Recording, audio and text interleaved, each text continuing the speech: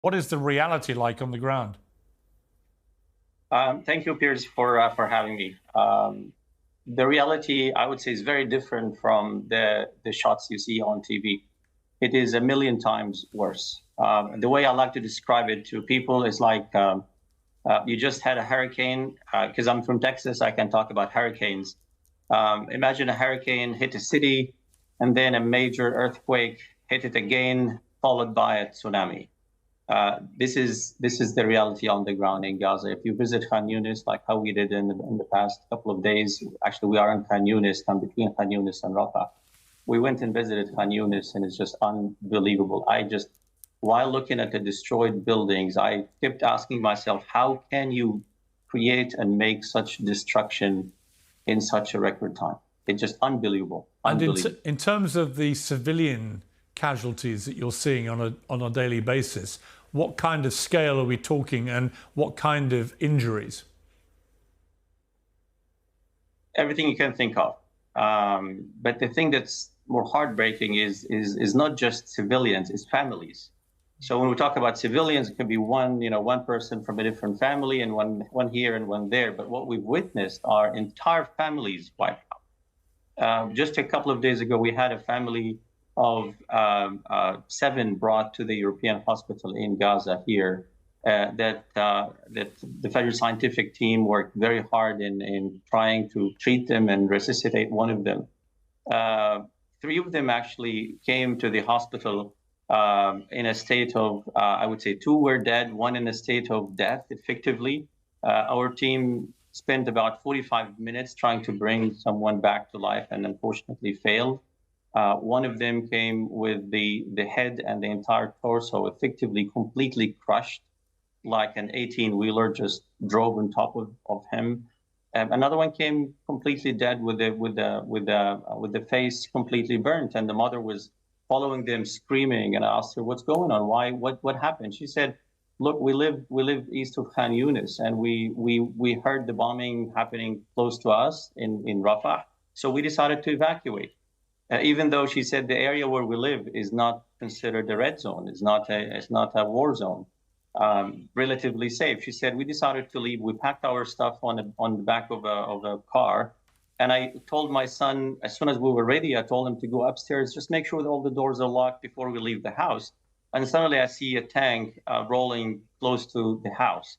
I thought it's just will be safe. And she said by the time my son went down, the tank hit the house, and several people were killed. She said we didn't have cars because there's no gas in Gaza.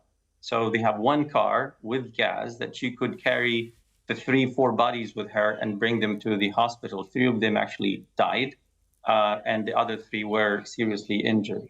So this is the reality. We've seen burns, we've seen broken bones, we've seen crushed bodies, children with broken skulls. I just cannot describe the horror, honestly, that we have seen so far. And it's quite likely to get immeasurably worse if there's a full-scale invasion of Rafah. I know that you were in a safe house with many of your team in Rafah, but you had to evacuate. Why was that? We call it the safe house that's no longer safe. We spent about a week in that house, and we were operating at the European hospital, kind of business as usual, dealing with the casualties and treating people with acute injuries and so on. But then 1 week into our stay at that house, we heard that the eastern part of Rafah was under evacuation. Our house, fortunately, happened to be in Block 6 in Rafah, and it was not in the area that was required to evacuate. So we thought we are relatively safe. And this house is considered deconflicted. So we are known, our position is known to the Israeli army and to the organizations that we have come with, primarily the WHO. It's a deconflicted house. So we decided to stay. But in the middle of the night, the bombings that took place within less than 500 meters radius was unbelievable. The sound, the shaking of the building, like literally in an unbelievable way, just scared the hell out of it. The level of terror at night was unbearable for any member of my team. I have 12 Americans, 3 Brits, 1 from Egypt and 1 from Oman, and we've all decided collectively that we're not going to spend the time any nights in this house anymore, even though we did not receive any evacuation orders, and we all basically came to the European hospital, and that's where we're staying since then. Israel insists that it's getting humanitarian aid through, including medical supplies. What is your experience of that? Are you getting these medical supplies? Unfortunately, not. I can tell you, my team at times feels useless. Honestly, I have the best of the best in terms of expertise between surgeons, primary care physicians, nurses, wound care specialists. But sometimes you have an injury coming to the emergency room, and you look for basic supplies, as simple as anesthesia medications. You don't have them. Blood, you don't have it. Basic wound care supplies, you don't have it.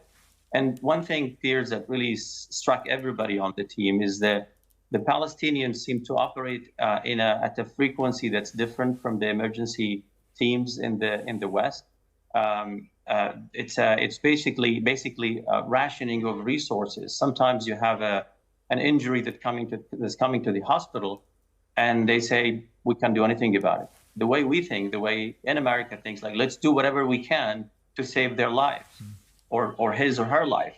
And we've seen this multiple times. We try our best. We basically consume resources. For them, it's a waste because he is dead. Just don't spend time. So this reminds me of COVID time, right? Even though he still has a chance of survival, they decide not to take to work much on him or her because that's a waste of resources. As I said, this reminds me of COVID time when people at the hospitals in America and Europe and around the world were saying, this patient has the right or the chance of survival, so let's put him on or her on a ventilator, and that one does not let him kind of die slowly and humanely. That's kind of where we are in Gaza because there are no medical supplies. There are barely any medical supplies.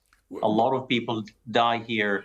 There are injuries of people that could, in the West, by the Western standards, could be saved. But here they cannot be saved because they have to go on a priority list, which is really, really heartbreaking. If there is a full-scale invasion of Rafah, as Prime Minister Netanyahu has indicated there will be, what do you fear may happen? Disaster, absolute disaster. Yesterday night, actually, or yesterday evening, I went and drove into Al-Mawasi area west of Khan Yunis. I wish if I could share these pictures with you. Literally all the way to the horizon, tents everywhere. Any direction you look, you see hundreds, actually thousands and thousands and thousands of tents everywhere, with families left stranded without water, without proper shelter. And Piers, let me kind of tell you how reality really is on the ground in these camps. A lot of people in the West, in America, like where I come from, think that when Israel says we've evacuated Eastern Rafah, the first thing that comes to mind, you give them warnings and you send them, air-conditioned buses. They board the buses and they go into these evacuation areas in Al-Mawasi. And by the time you get there, you have these beautiful tents lined up with sanitary facilities waiting for you. That's not true. I mean, what we had to run from our safe house that's no longer safe, literally under the bombardment of the Israeli army. We just gathered our stuff and ran out of this house, which is a typical Palestinian experience. We did it twice. Our presence and our stay here in Gaza, the Palestinians have done it more than 7 or 8 times in the past 7 months. And when they get to Al-Mawasi, it's a desert. It's really a sandy land, empty land, where people carry their belongings on the back of a car or a truck or a donkey. They just dump it there and they start figuring out what's next. First, no water. You don't have tents because the supplies are not allowed in. And so they have to figure out how to create a shelter. And the problem is, if to buy a tent in Gaza today costs more than $1,000 to $2,000 because you can't find it, no organization gives you tent. There are some in the past, but currently none. So you go with your family of 5, 6, 10 children and your wife in the middle of absolutely nowhere. You don't know where the water is. And I've seen it with my own eyes, and I'm more than happy to share. You can actually see it on our Instagram page on Pleasure Scientific that we posted or will be posted very soon. What people do, they dig a hole in the ground because they are near the beach. So the the water table is very shallow, just about 2 meters deep, and then water comes out. So people collect that water and use it for drinking, washing, for everything. But the water is brown. It's brackish water. And for them to go get fresh water, they have sometimes to walk to 2 to 3 miles to find it. And if they find it, sometimes they have to pay for it. And it's very expensive. So things have gone 10 and 15 times in price, almost in everything in Gaza. Just to give you a simple example. For my team, for us to fill our cars with gasoline, with gas, 1 gallon of gas in Gaza cost $100. This is what we pay as an organization, $100 per gallon of gas. Apply this to everything. I don't like to describe this as a war. I like to describe it as madness, absolute madness. And have you seen any evidence of Hamas, either in Rafah or Khan Yunis? I hope you believe me if I tell you I haven't even seen a police in Gaza, which is also another shocking experience, because you would expect in such circumstances, in the absence of police, that you will see chaos. People are, killing each other, but the crime rate in Gaza remains very low because people support each other and they kind of go through this tough experience together. We've been in Gaza. This is our second mission, so several weeks now in Gaza. Personally, this is my second week. I have not seen, and none of my medical team members have seen any form of militants, either at the hospital or otherwise. All what we receive at the hospital are injured and killed civilians. And when I say civilians, I like to stress that they are families, a mother, a father, their children, injuries. One of the latest cases that we had to work on, a young man in his 20s, came in still breathing, but in a state of a shock. So the team tried to resuscitate him, but then they failed, and they decided to actually crack his chest open. And again, I'm sorry about the graphic description of the situation. And then they could not actually save him. So heartbreaking, absolutely horrific. I mean, honestly, I've seen so many things in my life. I was there looking. After 5 minutes, I personally felt dizzy. I just could not handle it.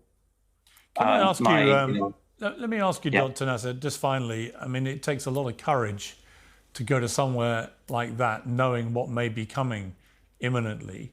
What is it that motivates you to risk your own life to be there? I think we are at unprecedented time in history, Piers, and every member of my team would like to be part of it. That's something we will talk to our children and grandchildren about what happened in Gaza. It feels like a day of judgment to many. For the Palestinians, it's an endless suffering for absolutely a crime that they have not committed. 1.5 million people, almost 2.2 million people are put in inhumane conditions like no other maybe the history has ever seen and will ever see. And this madness has to stop. Dr. Mosab Nasser, thank you very much indeed for taking the time from that incredibly busy environment you're operating in. I really do appreciate it. I want to wish you and your team all the very best and stay as safe as you can, given how dangerous it clearly is. But I thank you on behalf of everyone watching this for the service that you're doing for the people there. Thank you, Piers.